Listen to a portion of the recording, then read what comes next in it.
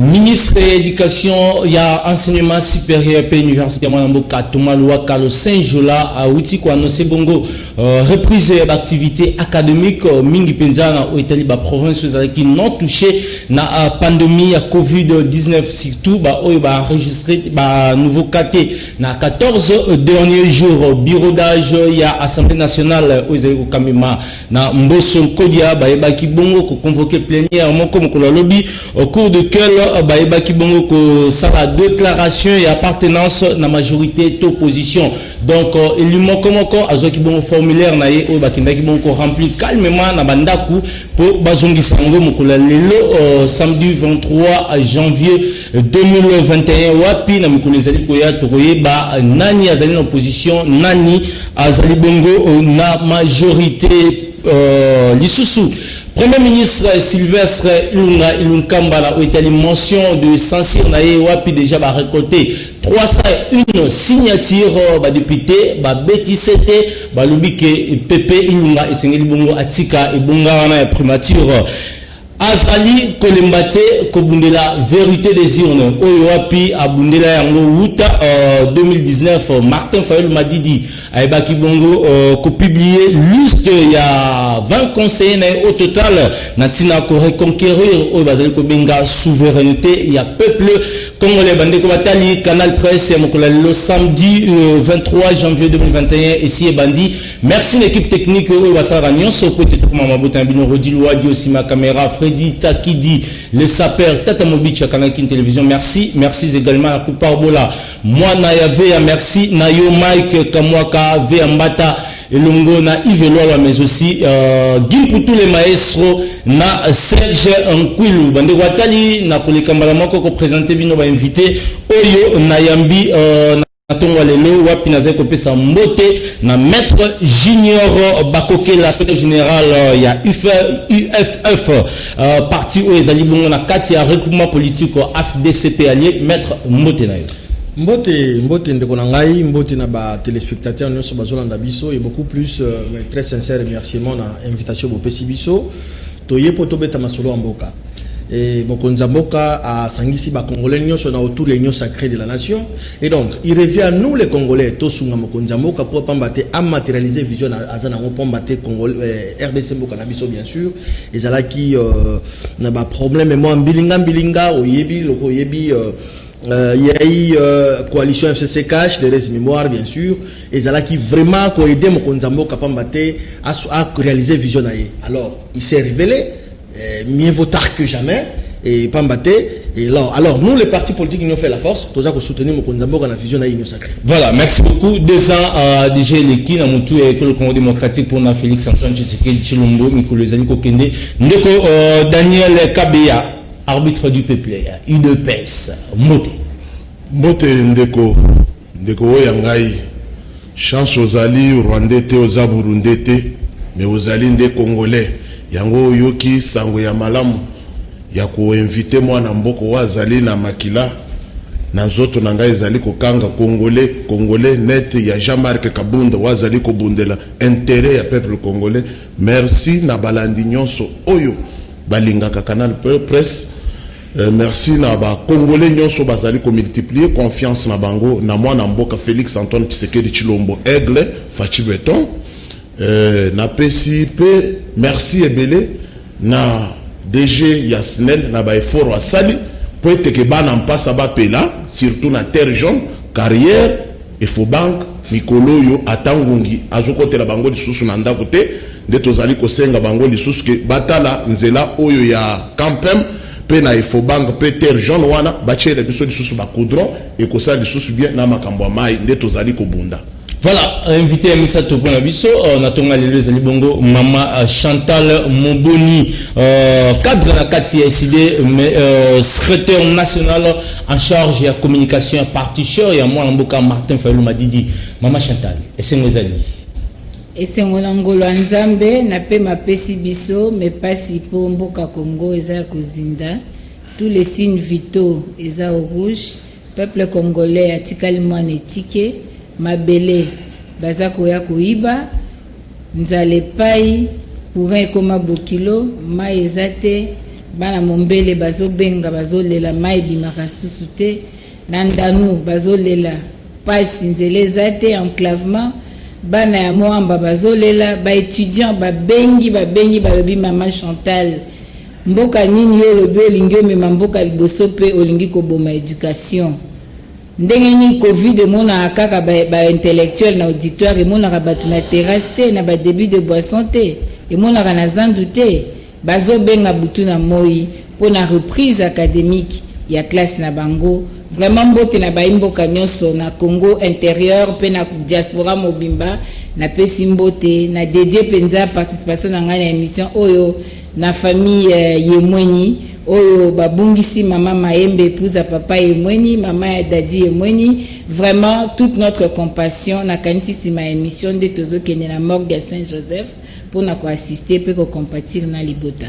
Merci. D'entre les jeux, ministre, il y a enseignement supérieur et universitaire, moi, Mboka, Thomas Louaka, le 5 juin, à Outibon, qui a annoncé reprise de cours, plutôt d'activité académique dans la province où ils ont touché.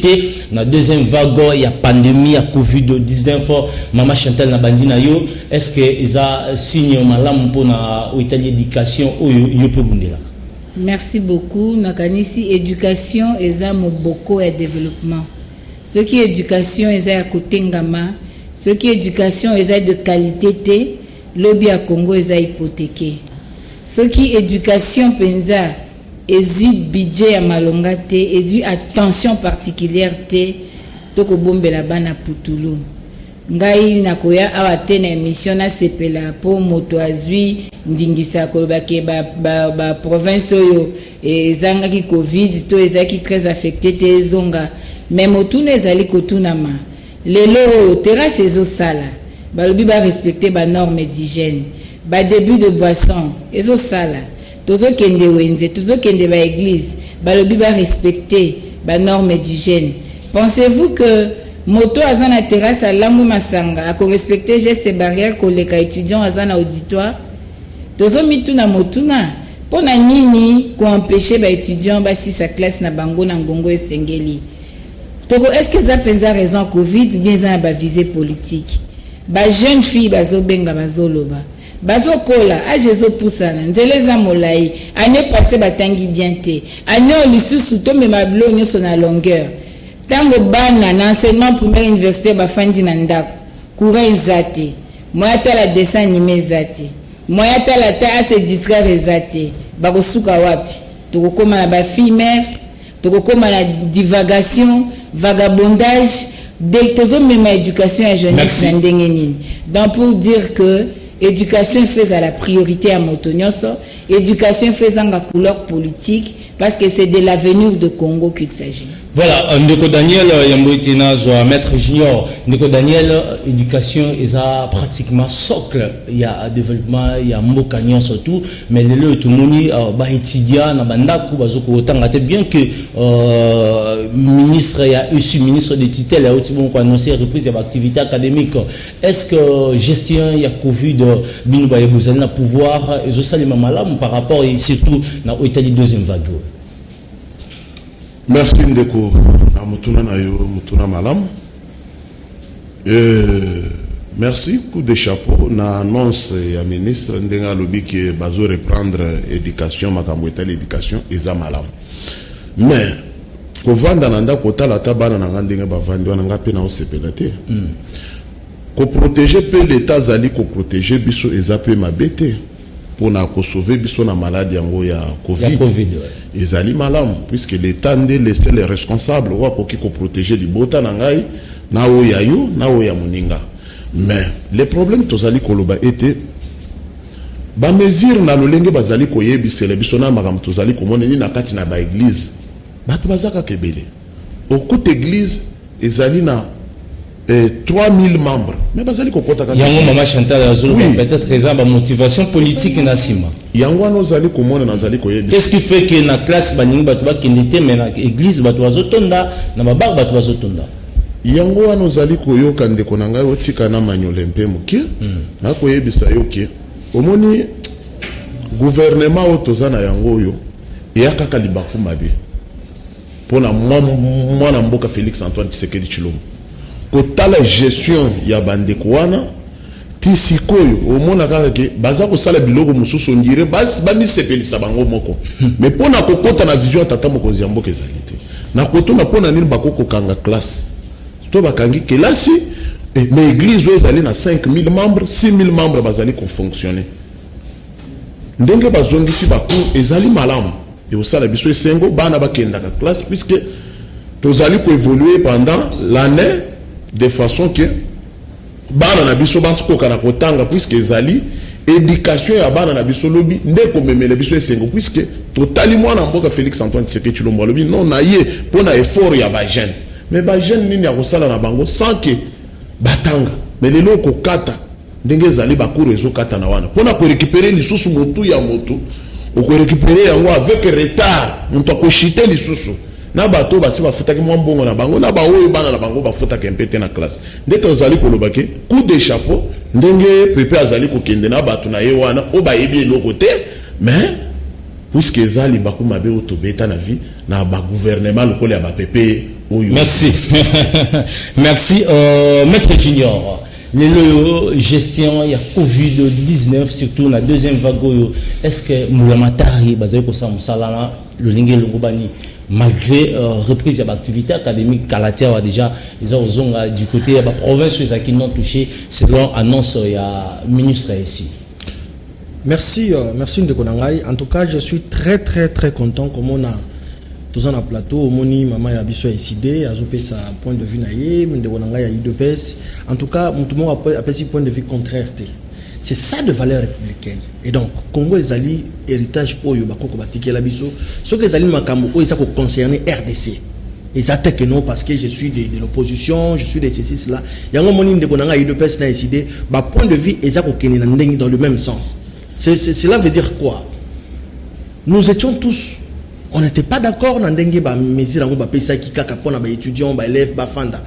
Dengue maman ti ko élucider na ndeko nanga ba ti ko ba awa que les élèves, les étudiants, les temps ba rattrapaka tenter. Le temps n'est pas notre allié. Ce qui te le dit que je crois que tu passes au moins 2 mois au ban ba étudiants ba fandi na ndako. En même temps on na terrasse ba to bazo mela masanga bazo langwa. Église, même respecter même les mesures barrières, distanciation sociale dans l'église. Je ne pense pas que quand on a 4 églises, vous allez 1 mètre, 1 mètre, 2 mètres. Non, je ne crois pas. Il y a un autre senga dans mon konzamboka d'une manière un peu, d'une manière accélérée dans le sens que l'activité académique, l'activité scolaire, mais au respect strict de la mesure distanciationnelle na barrière. Parce que on est presque au mois de février. Il nous reste quelques jours seulement pour le mois de février. Les temps perdus, qui va les rattraper? Alors, par rapport à la question de la gestion, il y a COVID. Moi, je pense que ça n'engage que moi. Sincèrement, toujours le docteur Mouyembe, qu'il fasse son travail comme il se doit. Toujours il aurait fallu à chaque fois parce qu'il y a des moyens, il y a fonctionnement, il a un peu son budget, tout. Ne serait-ce que pour passer dans les médias, pour dire qu'il y a temps réel, population, il y a des combien de personnes qui ont atteint, tu vois, quand on bulletin dans le canal presse, mais lui-même qui est là, qui est censé accompagner sa information. Je crois que ça peut être un collaborateur. Qu'il nous dise de quoi, parce que quelque part aussi, RDC, beaucoup plus dans ce qu'on appelle mimétisme, tout ça, qu'on copie qui est France, deuxième vague, Bisso, deuxième vague. Couvre-feu, Bisso, couvre-feu. Ce n'est pas normal. La réalité, en France, non, Bisso, est en côté. Et donc, tozo senga le quoi pe makambo zo ki dans le vrai score bonga parce que le gouvernement ya ilunga bezo koya le premier ministre qui sera en place a vraiment makambo na en main pour que makambo merci maître Junior Bakokela. Voilà. Merci Naebike na massacre Kombote. Ndeko na biso mususu uti koyamba na plateau na biso, je crois Mbao Moussa Papi moko ya PPRD famille politique ya Joseph Kabila Kabangi. Ndeko Mbao esengo ezali. Lokolo ndeko ezali chenga pe ezali. Na mipesi quand même devoir ya kopesha ba pardon, ba excuse par rapport à retard na enango. Et tout peut bako débattre nous surtout mbote.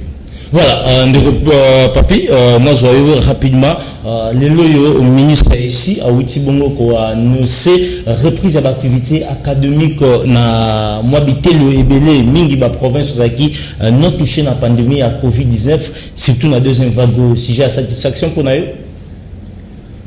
Oui, annoncé mais il faut mesures d'accompagnement et à vraiment à l'auteur pour que bana ba ko récupérer ba retard surtout salaki tout d'abord l'année passée on n'a pas bien étudié na non pe makambo kende malamu bien te il fallait ba jaba mesures en place pour que bana ba ekola malamu pour que anere ko sila to ba ke non bana na biso batanga ki malamu oleki to zana na ba difficulté ya ke mwana leki kila sime ali na elo côté na mutu donc ya pas chali wana mais kasi to ali ko comprendre que non il y a une confusion oyo bande ko na biso bali ko sala mingi pona ko ya ko lekana itando ike ko expliquer batu biloko oyo ali na tina mo côté na ali ko kota na kutaki ndeko nanga ya IDPS bande ko to benga ka bataliba abanda ko lobaki bandeko na biso ya FCC lokola ilunka ali kokende bangonde ba blokaki makambo ya voilà to kota si jona to tika d'abord na gestion à Covid. J'arrive là, voilà. Je développe, je choisis d'arriver, ne t'en fais pas. Ouais. Mais la gestion ya makambo ali koloba pour que bakonga azwa décision ya koloba ke no bana ba kokende kela c'était bakonga akoloba makambo ya Covid te. Mais tu dois apprendre ça ne relève pas la compétence du ministre et à SI pour faire Joja Joana à comprendre que non, il y a un problème, il y a Covid. Votre ministre à santé, na technicien mouyembe, il faut apprendre. Batinda ki maluba, bakomeli nkasa ministre oyo akotala makambo abitelu. Que notre moni niveau ya makambo ezongi e ali mabe makasi yo lokola wali muto kambaka makambo bitelu na minute pe bana bazonga kelasi e ali na mukokoso il faut to y travailler likolo. Effectivement ce sont des techniciens qui ont donné la vie, ce n'est pas le ministre ya peperlo wali ko attaquer tant que oyebi fonctionnement te mais ndenge to ali ko kende makambo ya gestion ya Covid. Oui, gestion ya Covid ça n'a jamais été vraiment bien géré depuis Covid et à Covid. Aujourd'hui, moi, je ne peux pas me donner les leaks à Kolobakeno Mouyenda géré. Oui, Mouyenda, c'est un technicien géré par le ministère et Titel Naye ou Ali, ministre de la Santé. Mouyenda n'a pas qualité d'aller toucher Mbongo le gouvernement pour gérer Covid si ce n'est pas son ministre et Titel ou Ali n'a pas responsabilité dans le gouvernement. Mais si ça ne marche pas, on doit commencer tout d'abord. Oui. On doit commencer tout d'abord à attaquer les techniciens comment tant que lui il est que dépendant il y a des instructions politiques qui dépend il y a ministère ou il y a le ministère de la santé. Tu comprendre que le ministère de la santé il y a un sérieux problème. C'est du gâchis. Si ce n'est que quand Makamboko de tourner mbongo ndenge ije falobaki, c'est ce qui est vraiment au chapitre. Mais la gestion va patauger depuis le premier jour de la gestion. Merci Papi Moussa. Voilà, Tokende rapidement la deuxième thématique aux Alibongo, réconfiguration politique au sein il y a Assemblée nationale, il y a École Congo démocratique wapi déjà ba député lobby moko Kinshasa na ya kindaki na mwanda pour remplir par rapport à l'Italie appartenance na majorité de l'opposition. Tu dis que si Johanna Ezaki Bongo débattu au cours il y a plénière ou Ezaki Bongo organisé nous pour le bureau d'âge il y a Assemblée nationale Mama Chantal likambo ya union sacrée tomoni vitesse de croisière bandeko baniko CDT Félix Tshisekedi na bureau d'âge bazo ko accélérer pour na ko kangisa liboka na union sacrée pour que ba congolais baza satisfait.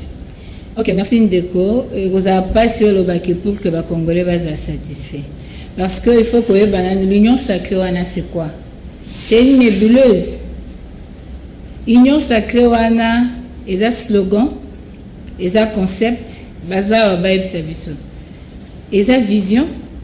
Pour ceux qui ont une vision, une vision doit être écrite.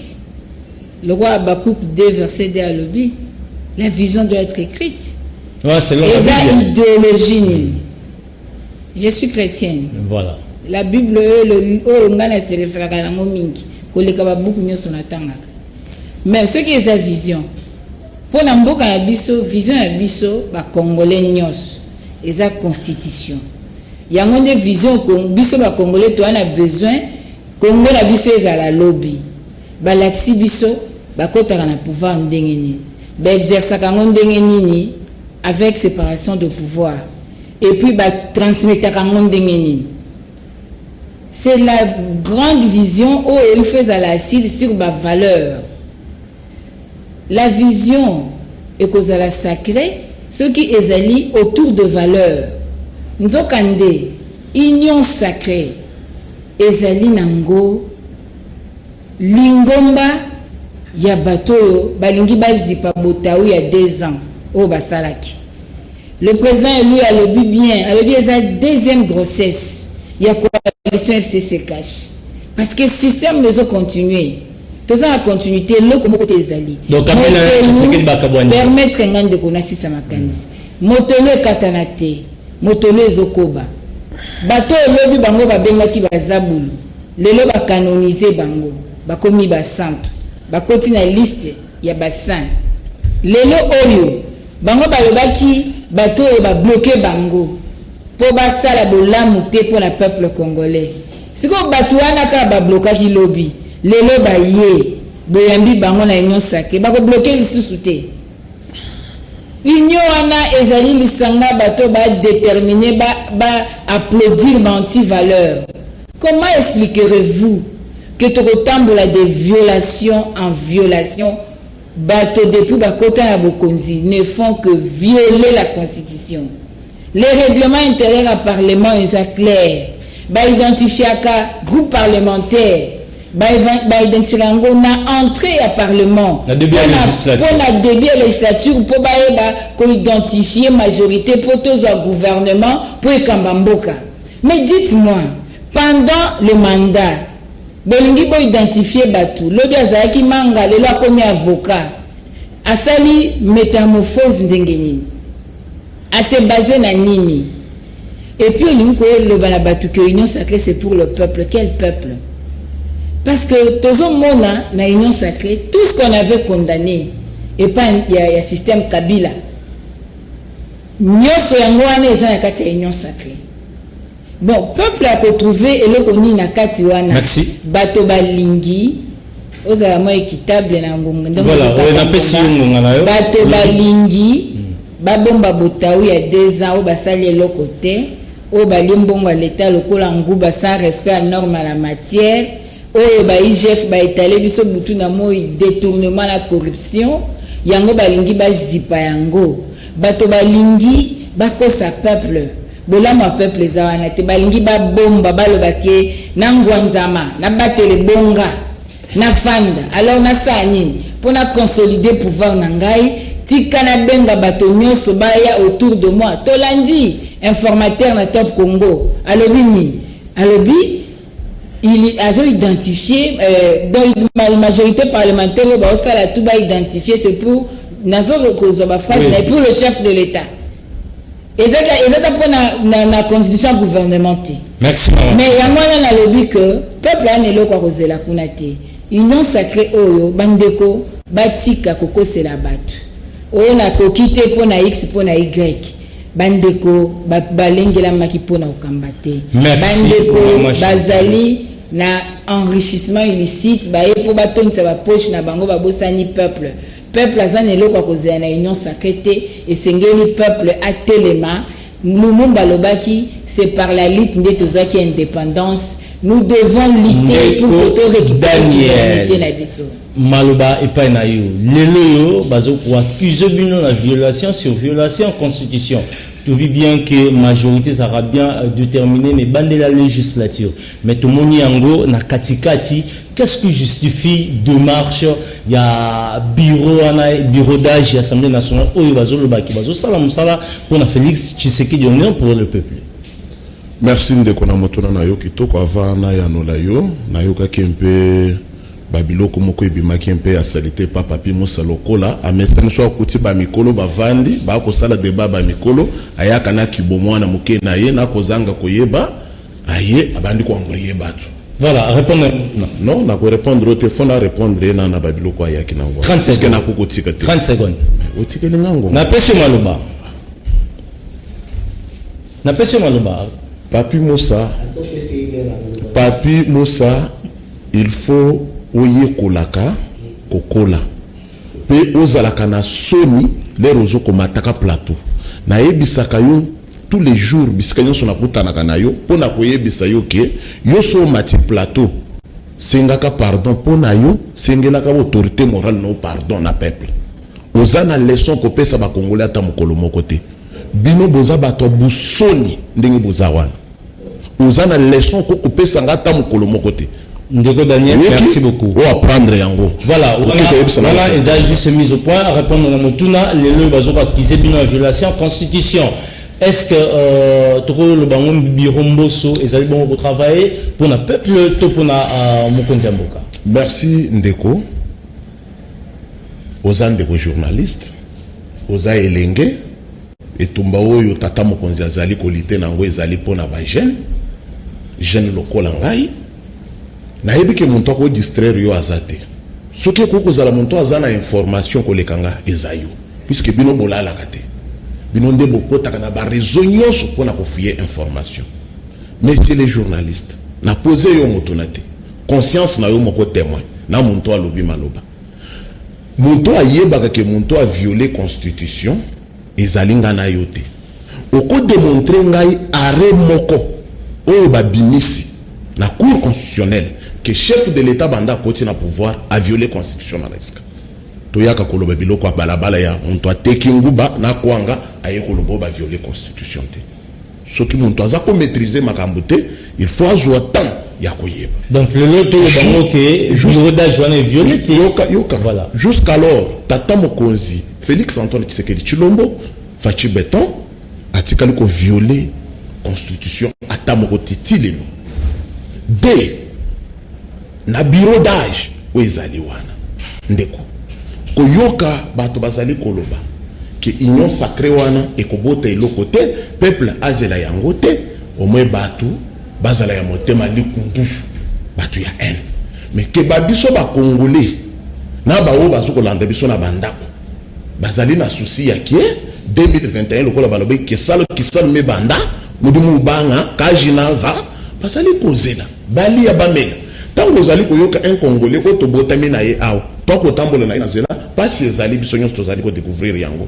Mais à quoi la union sacrée, à Congolais te, tam si soit cause à la Burundi, ou à konya ou à zola kela union sacrée, puisque ngai so na za vrai Congolais, il y a liboso na koloba. So kimboko ezongi na simalelo 2021. Ata o ya koya lobby, akobanda koluka mécanisme mususu ya kosala mboka kozonga na sima. Talambe ba bébé simboka 18 ans. Bakundi yango poto na poto batikali bazonga la kana mabanzi kaka boyi ba vesta kaka bipai na bipai bako continuer ko yaka lisusu na plateau ya télévision pona ko yebisa ba tsele bazoya ko seka lisu peuple na bato ba tsesa ka bango ba voilà juste là on répond à motuna na zo ya déjà na mituna na yo lero zo tuna tamu na wezo kende voilà lero zali ko tuna muntu motuna tika muntu pe a inspiré te tamu télévision za la tamu tozo ka la tamu ndeko nanga yo pe ozali ko lia ngate minute lero muntu azali ko lobeza lokola professeur ce qui a le but il faut a détailler loko wana na ba exemple pour comprendre bien et loko ngana azali ko lobaki bureau d'âge et violer règlement intérieur ba député na biso ba ko sala musala ya peuple congolais elongo na Félix Antoine Tshisekedi Tshilombo ba député wana monto vota bango ezali peuple ndati ndi bango na musala lelo ba député ba comprendre ki ndiko na ngai ba comprendre que te tozalaki kosala musala pona autorité morale pona kinga kati mais lelo biso ba député to décider to boyi kinga kati voilà to boyi autorité morale lelo to ye na ngambu ya peuple to pesa bango chance na 3 ans oui tika lokola ba boyi kinga kati ba boyi autorité morale ba kei côté ya Félix Antoine Tshisekedi Tshilombo pour balobi union sacrée ezali vision ya le peuple d'abord. Merci. Bonjour Landangai. Ezali vision. Après ça, aux Angleterres, balé na message na ba président Eli na bango. Président Eli a décidé ba yebi ça y est que union sacrée ezali ya maître junior Bakokela, maître junior lelo bazali bongo ko accuser bureau d'Ajoana démarche na bango ya koluka kobimisa majorité na opposition ya sikana kati ya législative eza démarche moko en violation à constitution ya République démocratique du Congo za bongo mobeko likondi mais aussi à règlement intérieur ya kati ya Assemblée nationale. Est-ce que démarche wana ezali sengo na monsieur ba Congolais? Bien, merci, ndeko journaliste. Mais avant de répondre à la question, yo na kosenga na bandeko tous quand même na respect à ba téléspectateurs. Koluka ko dénigrer ndeko na plateau, ce n'est pas digne, c'est pas normal. Tous voilà. Respect ya ba téléspectateurs bazolanda biso. Moi je crois que le bureau d'âge, fonctionnement ya bureau d'âge bakoki ko créer modus operandi te, mode opératoire te. Bazako se référer na mibeko o ezali conforme na constitution. Exacte que ngai to ndeko Papi Moussa to maman Chantal to ndeko Daniel to constater en que non ils sont baza outrepassés. Non, il y a une institution qui est habilitée, il y a que constater s'il y a violation na fonctionnement il y a l'Assemblée nationale. Ce n'est pas à nous totika ba discours moko populiste population bayo katozolo ba monangai nazo critiquer Félix. Non, ça n'a pas de sens. Nous sommes régi. Nous sommes à la chrono, 6 minutes. Bah, n'a pas ce temps. Ok. Le bureau d'âge, Oyo, au-delà, n'a pas de bureau. Au moins, Makambo, imbroglio, Oyo, Buzoba, Oyo, Poto, tu es côté, c'est par rapport à Kim Kozanga, Koeba, qui m'ont téma ma belle Zalaki na FCC. Bazalaki, n'a mis d'or, Baïba qui conservé en côté. Bazobo, c'est que le président de la République, c'est lui le garant de la nation et du bon fonctionnement des institutions. Pouvoir mieux ce zala qui l'ancien président de la République, on a PCM de côté à Zouami, la Libota Naye, il y a un président Félix, à ça qu'on continue na yango. Jamais beaucoup de Zoua, qu'on tient doute et qu'on tient polémique dans le président de la République. La personne de Félix, là, c'est une institution, il est président Félix.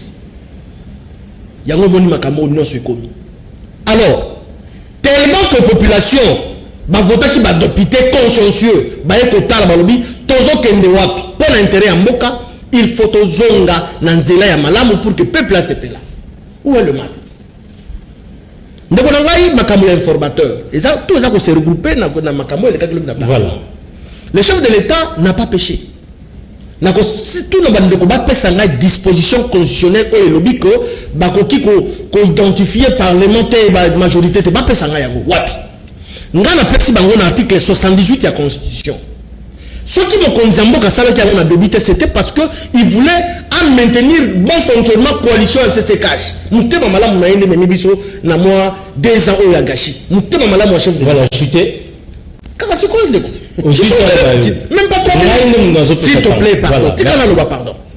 Chuter. Il a nommé un informateur, conformément à l'article 78 de la lobby. Et laissez-moi vous dire, même si c'est téléspectateur, l'informateur a identifié déjà 380 députés nationaux. Et ça, on a adressé un tableau, je crois, TV, radio, qui s'est même, si dans le coup, on a imposé au thé. 380 députés nationaux, on a dit que les réunions sacrées. Pour l'intérêt du peuple. Alors, les lois yosoki bato bazolinga batia ba jeter discrédit na union sacrée na ko regretter. Yango moni lobby na plénière lobby ndeko nanga. La Bible nous enseigne. Bible ezali la constitution suprême. Oh non surtout ça la kanasi futa makanasi. bande ko PPRD ba claquer porte ndenge ba bande ko yo qui se ba to passe na ba législature le cas yango to lobi nyo se fout à bakanasi. Et donc le président Mbosso, le président Birodage n'a pas péché, n'a pas allé à l'encontre ya Mibeko Mboka, azosala o ezali conforme na constitution. Ce qui ouais muto ko contester sorte ko mettre bango en cause ezali la cour constitutionnelle. Mais en réalité ezali ko papi Moussate, ezali quiconque te. Il y a une instance qui est habilitée, il y a qu'on le bakeno, Birodage bazo que à l'encontre ya Mibeko Mboka. Merci Ndeko Junior Papi Moussa nazongi pa na yo. Lelo yo bozo justifier en nini ko lobake bureau d'ajouana ils ont violé constitution comme on a lobby bandeko ya famille politique na mingi ba député FCC ba klaka qui porte ba bimi et ça la passe loko bandeko mususu ba ndeko décrier mais le lobby nomoko finalement il rattrapé ba bozongi na kati ya situation ngo bozo justifier en nini violation de la constitution par rapport il y a nyoso sur le cas au sein de l'Assemblée nationale.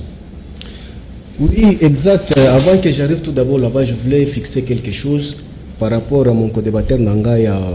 Daniel, rapidement. Oui, bon, c'est dans mon tas, tu peux me laisser l'état pour ne pas perdre un fil d'idée. Je pense que c'est par le fait qu'il y a démocratie, il y a un place moko na mesa moko to débattre. Mais ce qui tolingi to kende na ndenge ya méritocratie na niveau ya débat, tu ne peux pas débattre avec moi. Parce que l'obi que non on a li mona muke na ko débattre na yo na place yo zali. Par rapport à quoi je me pose la question, or je te vois quand tu fais les analyses, ce sont des analyses de la rue. Mais tu peux t'accrocher. Na yungala. Ya ko diminuer ngai muto abanda politique yo wana na chilumba mukulu. Je suis désolé. Quand tu es au village, avant que Kabila sala Paul Wangi, ndengo yaka na. Merci, je crois que déjà politique. Je crois que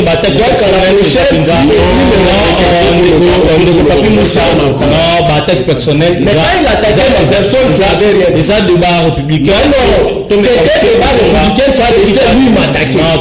Mais non, sois calme, c'est mon cas. Merci beaucoup. Merci, je crois que ouais, c'est ça. Merci. C'est ça, il faut recadrer les choses. Voilà. Chantal, je crois à la équilibré. Voilà, naza équitable. Voilà, c'est ça le problème.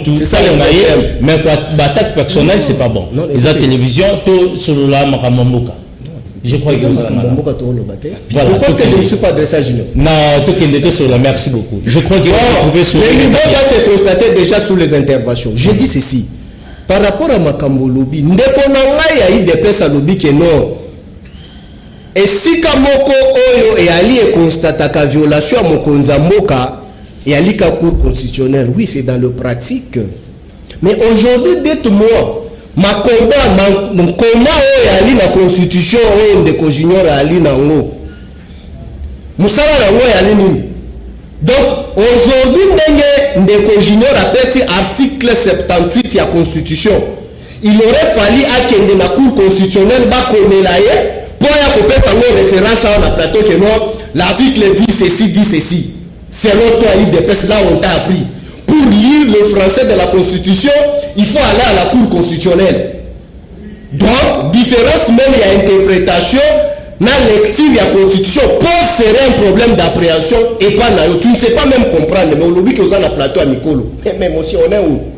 Non, j'explique parce que l'étudiant va pour il est juriste de formation, je suis politologue de formation et aussi elle est politologue de formation pour votre information. Lorsque tu as non seulement tu as dit que ça la bêtise na plateau, quoi ali ba étudiant ou ba ali devant ba etandoike ba kolanda, il faut pas noter, pas comprendre il s'agit de quoi. Tu as dit que le bango les lots violation de la constitution par le passé. Tu as na bonne mémoire ya plateau Nicolo. On peut sanga barre boni au cour constitutionnel à la qui ça que Kabila viola la constitution. Parce que à cour constitutionnel ya Nicolo ali ko bimisa barrete. Mais ya kala wali na barre bon parce que banda ko tamona na balabala bakala ko loba keno Kabila violer constitution. Wali na barre boni au cour constitutionnel la pesa au bando la kisabatu keno cour constitutionnel ya we la kisi Kabila viola. Tu en as combien?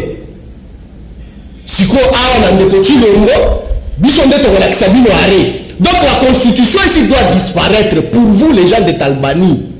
Constitution fait disparaître et vous ne pouvez pas faire même idée à cause de la non, bon ça la référence à la constitution. Non. On lelo ba député wana ba député ali eli po na bino ba taliba ba to vota oriki salinga passe cher de poule. Peuple c'est quoi? C'est là où je peux t'expliquer aujourd'hui l'immoralité est amis la classe politique congolaise. Peuple la kisaka nini batu basala ka confusion ya population na nini militantisme na ba membre à un parti politique. Lorsque vous parlez le peuple, y compris na ba témoin de Jéhovah, est-ce que ba témoin de Jéhovah va voter? Est-ce que ba témoin de Jéhovah va politicien? Donc témoin de Jéhovah na li peuple te. Tu vois que ça c'est ce que je dis toujours que non l'immoralité faut tout sendaka. Lorsque nous parlons de militantisme na ba membre à parti na ba sympathie, il faut ba yebaka. Alors que non biso ndeko vota bango. Mais yo kaka yo ba biso ba image na monitoring yawa da canal pressao. On finit ba député na bazalaki nommé na kingakati. Yo, on finit ba noma bango na kingakati. Image na ozali yawa. Ce sont des députés mécaniques. Ce sont des députés nommés. Mais les noms ba députés wana ba komi na sembo ngenge ni expliquer peuple congolais bango. Nana bongo li bango mécanique ba comme électronique. C'est ça l'immoralité. Merci. Et puis la comment chité ouais tant on a d'ailleurs ndeko nanga junior na lobi qui était par rapport au règlement d'ordre intérieur na constitution il y a pas de violation non ndeko tant article 110 jusqu'à article 115 de la constitution na règlement d'ordre intérieur on comprendre degré à violation. Moi je ne fais pas débat de la vie, j'ai fait le débat à citation ou la référence juridique à lire. Pas débat à batoyer des personnes. On t'envoie sur le plateau, ça les éléments juridiques, on va copier coller le col en bas à qui bon la télévision, maman chanter la loba qui bon, on connaît à mais on est quintessence à maloba on a été souka na ngoy ngoy. Yango tali koloba nekomboso. Moi j'aurais demandé à mon collègue juriste qui est ici. Ba expliquer bande kona biso ba kolanda biso na etando qui. Sur base de quelle loi ces derniers pouvaient organiser la matière au yali kosala lelo. Ce qu'on arrêt à bureau d'âge. Oh, et ça qui est ça pour que va installer bureau définitif. Va déterminer qui va mission naie. Ce qu'on arrêt la matière en ordre à l'ordre du jour et ça même. Lorsqu'on vous parle de la violation intempestive, tu vas comprendre en côté. Des livres dictatoriales ici déjà installés dans des cochilongo, tu vas comprendre en côté. Mais quand il y a un morceau avec un petit mandat vraiment bien déterminé, une petite parcelle, à comme une personne ligue, c'est comme ça là, prérogatif, il y a bureau définitif. Vous allez nous parler quoi? Il a tiré ce pouvoir là où? Et puis Ndeko, maman Chantal a lobby makambo ya Ndeko ceux qui oui rapidement ceux qui informant ceux qui nous parce que ça c'est une violation à la constitution. Il n'y a jamais eu nomination mon frère, ça je te parle en tant que scientifique. Il n'y a jamais eu nomination. Mais c'est un communiqué. Est-ce qu'un communiqué tu es juste des formations qu'on s'y connaît très bien? Est-ce qu'un communiqué c'est un acte administratif? Est-ce qu'un communiqué c'est un acte juridique? Non, comme ce n'est pas un acte juridique, encore moins administratif, voilà l'immoralité. On notifie merci un communiqué.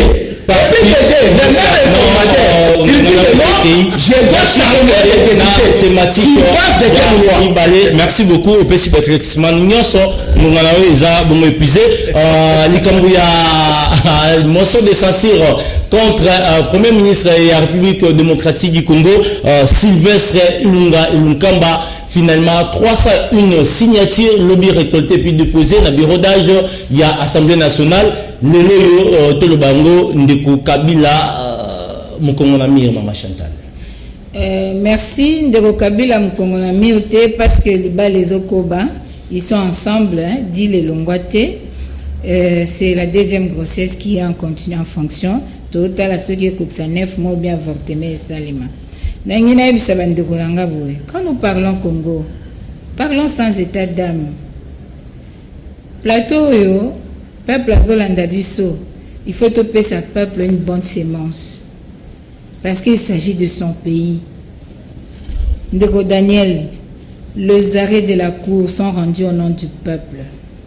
C'est au nom du peuple. Et nul n'est censé ignorer la loi. Article 63 Constitution Pesingandingisa. il y a qu'au défendre mboka nangai, qu'au défendre l'intégrité territoriale nangai, qu'au défendre la loi république nangai. Parce que cette constitution n'était pas partie de la cour constitutionnelle. C'était passé au référendum. Il fallait peuple appeler Sandaka, caché na piasso pour que la constitution ait sa valeur. C'est ma constitution à moi. Et je dois veiller, je dois être une sentinelle.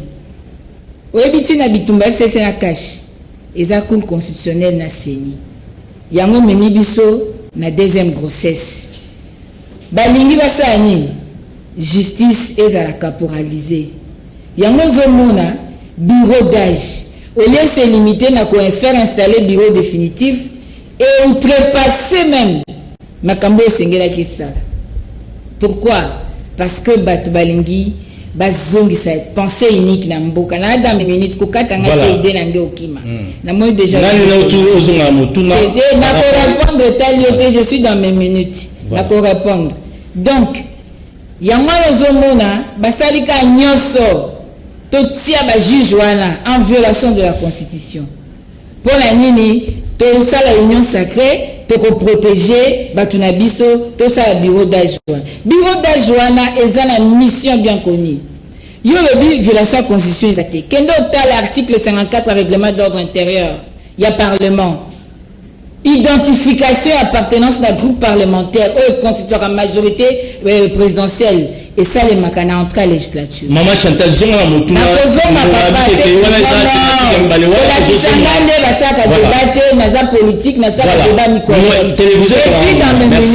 je peux avoir zéro la question, mais éclairer le peuple foyer. Ça, c'est l'essentiel.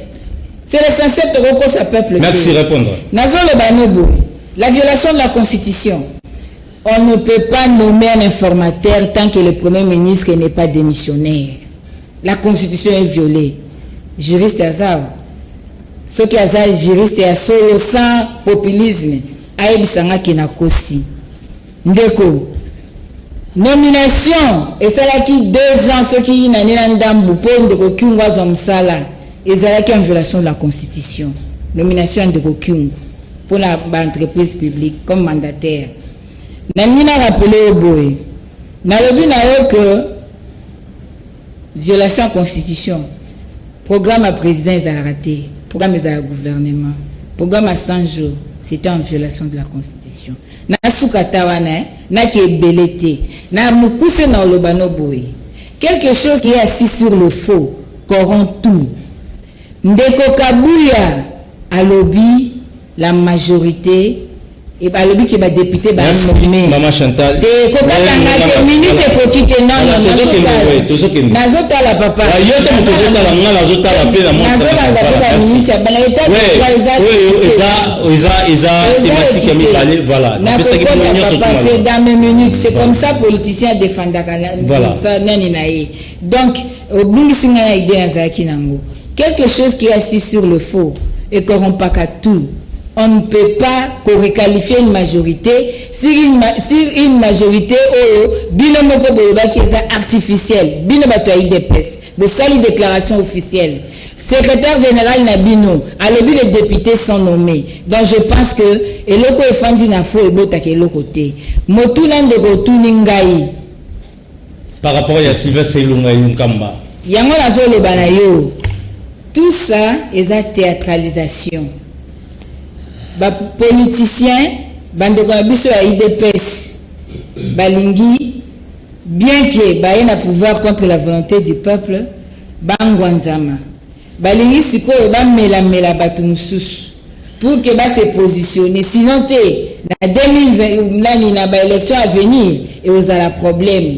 Merci. Yango mona ndeko Sylvestre Ilunga ezala ngokaka président Elinanga Lobaki premier fusible sauter deuxième continue pour sauter bako changer combo to comme une union sacrée bako changer ba pion bako longola mabunda mususu akoya bako longola Sylvestre bako cha mususu le système reste le même le système reste le même déjà qui toko de bazo de boucher basala ki transhumance ezo maître junior bakokela lelo yo bazokwakize bino na makambo na bino informateur union sacré nyonso ezosalema kotosa mobeko likondi te lelo lisusu Sylvestre Ilunkamba aza kokende.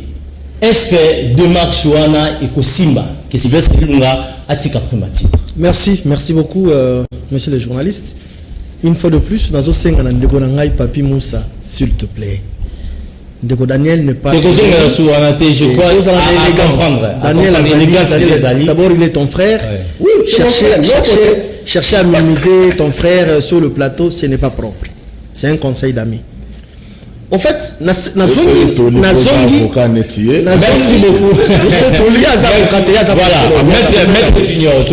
Nazongi rapidement naïbisa ndeko na ngai Papi Moussa.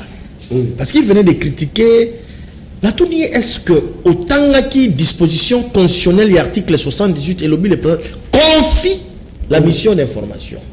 Alors, le droit et parmi les sources à droit, il y a la jurisprudence. La renvoyé na communiqué officiel il y a 2012. Je cite les noms qui a été signé par Gustave Béassikou, nommant le fait Charles Mondo Simba comme étant un informateur. C'était par communiqué officiel. Oh là là. Charles Mondo Simba Oyakoufa, Gustave Béassikou à l'époque, directeur de cabinet à Joseph Kabila.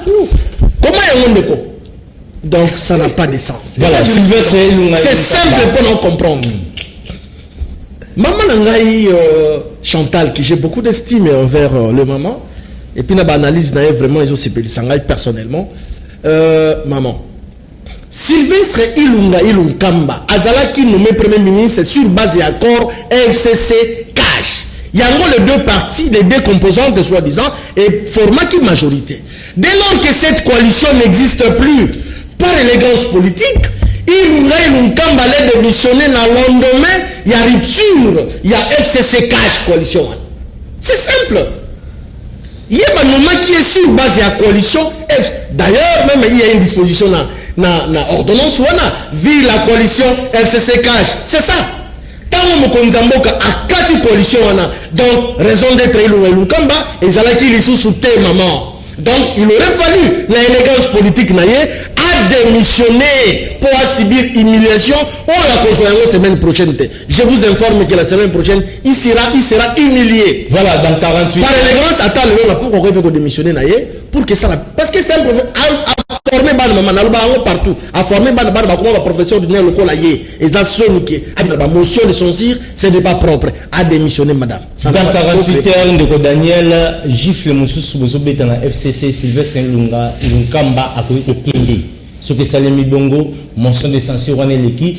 Est-ce que sujet à satisfaction pour la bino na UDPS? Merci Ndeko. Bato la personne on a déjà. Oui. Bato bazali kolanda biso na ndako bayebi ki Papi Moussa abungimi zela. Ngani ni tuto zo. Papa tika. Na wala bondo sala rayo. On a minité.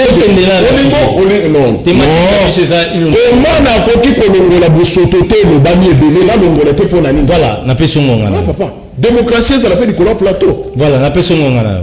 Papi Moussa. Oui tonton. Yo il faut ça la respect et nous on bosso. Envers qui? Envers moi. Oh, je suis plus âgé que toi. Merci beaucoup. Il faut Papi Moussa. Yo, ozolo babiso ke tozoya, tozolo kotabino na balabala, tolongwe na balabala. Oui, nazo comprendre yo. Olalina ba tension. Mutuna yo est normal puisque le premier ministre a papa tout à l'heure oui ça injurté non mais injurté injure obéi déjà mutuna yo puisque je suis pas premier ministre non j'ai là yenda za ko pesa bino makasi te il faut comprendre Papi Moussa biloko quoi Papi Moussa totika pesa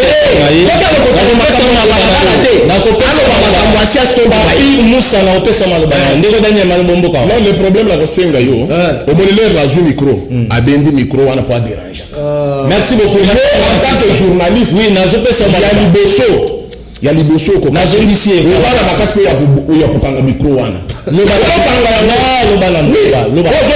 rapport ya mention de censure kolandisama premier ministre Sylvestre Ilunga Lunkamba lelo eza sujet satisfaction pour na bino bozo kwesa lisusu kabila makali lokolo lingi na répondre na motuna na kozonga makambo après mais eza bien te prochainement okoko linga te montu aya kopota moto likolo ya plateau yo ndima siko te tango komi na répondre ozoloba te non la pression mais pas de l'air azali kosala débat ozo répondre ka nazo répondre yo c'est la presse na lobi boy na bakse 1 minute na ngai pas répondre papi musa na jeter s'il vous plaît tokei réponse na ngai eza facile koleka na mai ya komela papi musa ozozo kawo technique sikoyo OK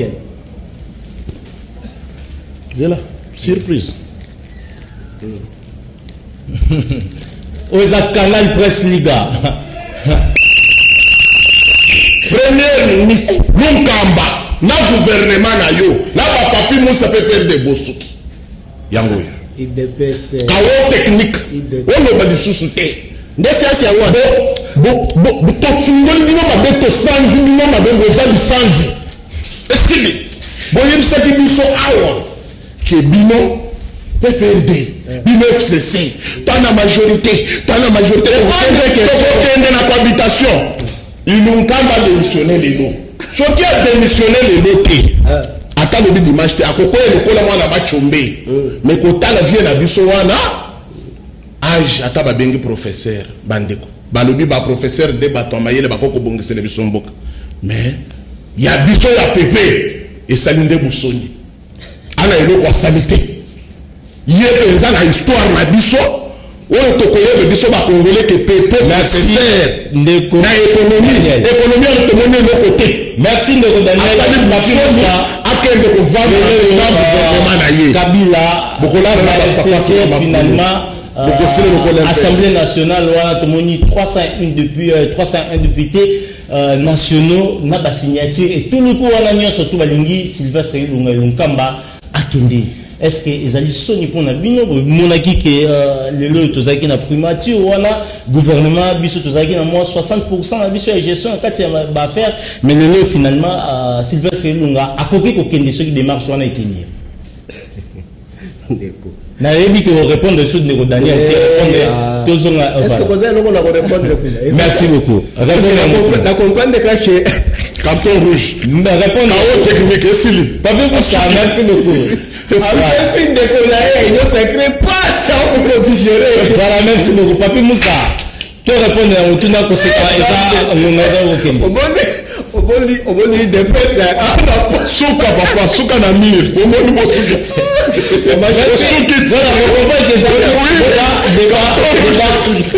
républicain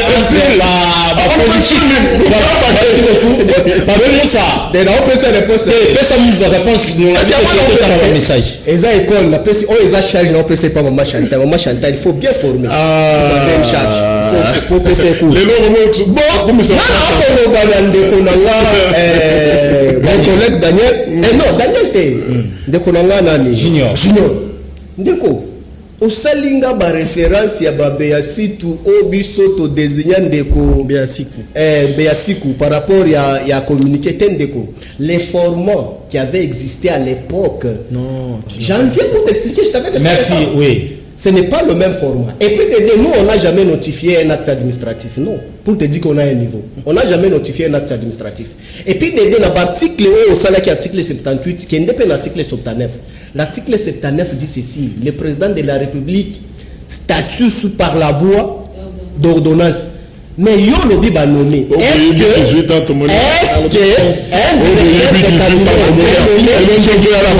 que merci beaucoup.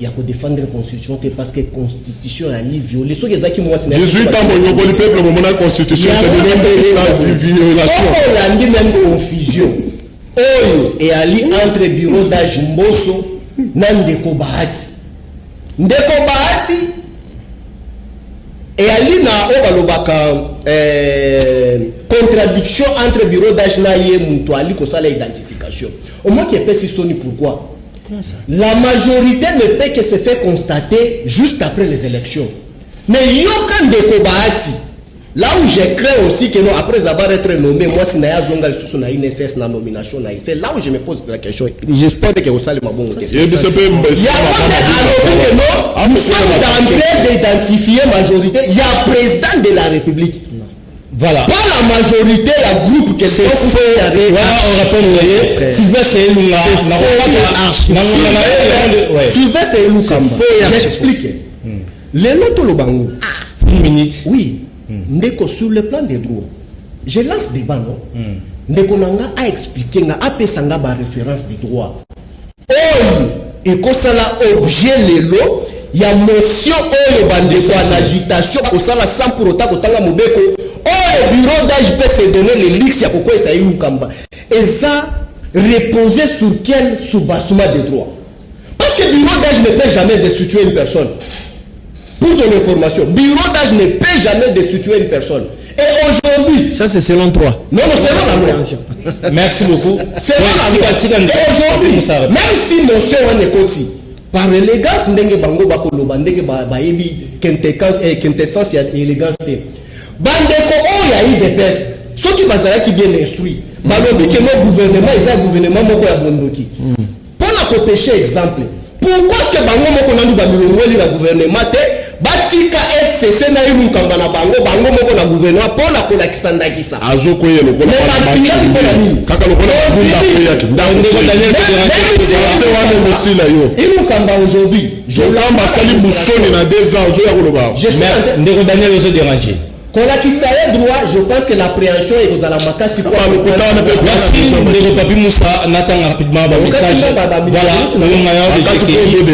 on a de GKI biso na secrétariat wana to zabonga ba message biso na secrétariat ya ici to sali 3 ans sans salaire ni prime ezobima mais secrétaire général a eu akimaka mbango azolia yango lobela biso tozosenga ndeko Daniel apesa biso numéro na ye tosepelaka na ye mingi lutte ya 37 ans ya UDPS pour le peuple d'abord eza réussite eza résumé na union sacrée oyo eza partage ya pouvoir ama ya Tshisekedi père ezolela kolongola prime kolongola premier ministre eza solution te bosala nde pour na peuple yango nde likambo oyo bolobaka peuple d'abord UDPS amesana kofunda bato ke bazali ko bloquer lelo ba ministre na bango bazosala nini exemple eteni longondo ya santé akokende bolobela nanu peuple azo souffrir makasi embouteillage en André Zapasi balobi Kabila aboma mboka pendant 18 ans mais lelo 2 ans déjà Fachi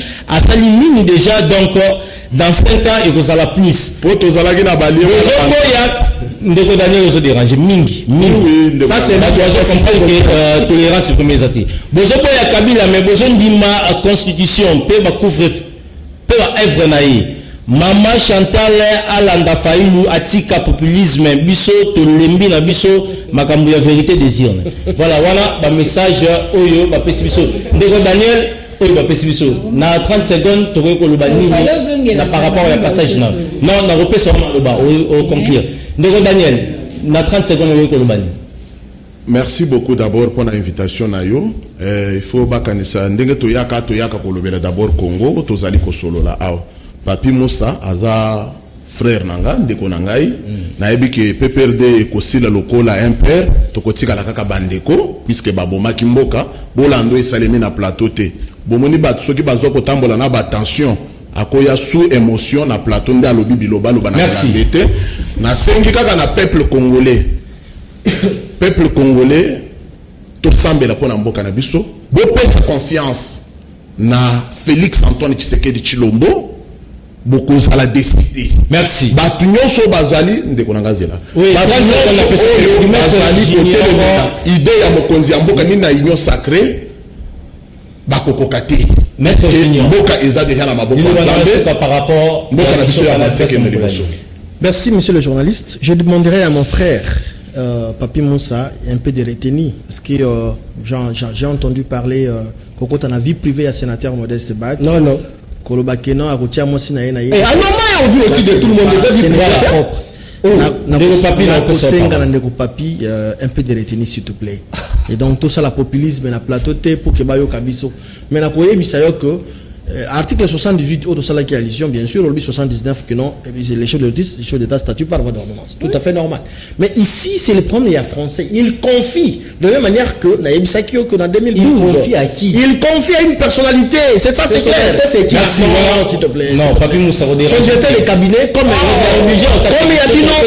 Yabino Gustave Beyasikou avait aussi a confié qui mission papa Nabiso Akoufa nani Charles Mondosima. C'est ça, ça, la jurisprudence. Mais donc, ça n'a rien à voir avec Nengo comme ça. Parce que ceux qui français, ils ont dit que Nengo va nommer. Papi Moussa, passage na yo za marqué. Bon, nga na sepeli mingi ndeko na nga lokola bandeko na biso ya union secret babanda kofinga gestion na biso mais lelo comme jurisprudence na bango secret. Moi j'assume ce que j'ai dit. Voilà, merci Malo. Lelo comme jurisprudence na bango nzamba zo alokumu alobi que na côté la vie privée à ndeko je ne le ferai jamais na plateau. Tu as dit ça? Non, il a nommé sous le pouvoir public de l'État et sa vie privée n'a été. Il y a le Premier ministre, il était ministre à travail.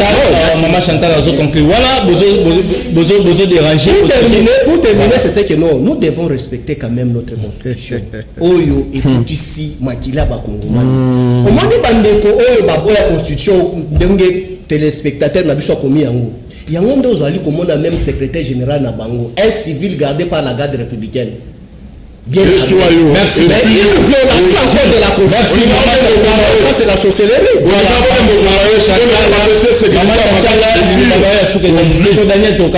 Ok, merci. Nalina Lobaboye, ndeko na ngai aza juriste. Essayer de tomber sur ma valeur et non sur ma intérêt égoïste. Il faut que tomber la valeur na lobby, même si nous allons défendre ma valeur, nous défendre la constitution. On ne peut pas nommer l'informateur tant que Premier ministre Azali. Merci. Et même si, papa, même si Premier ministre est démissionnaire, dans l'article 79 de la Constitution, dans le dernier alinéa, quand on va nommer informateur normalement, il fallait Ezalana contre Seng. Il y a Premier ministre. Il faut que tu aies un mobeko. Bon, bien si vous avez un mobeko. Nimbi Sanga,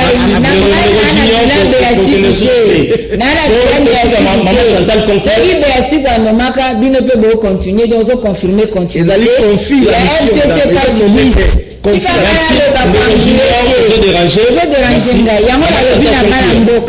L'union sacrée, c'est FCC Cash élargi. Et c'est Kabwana Mama Soye Bakate. Oye Lelo. En tout cas, émission 085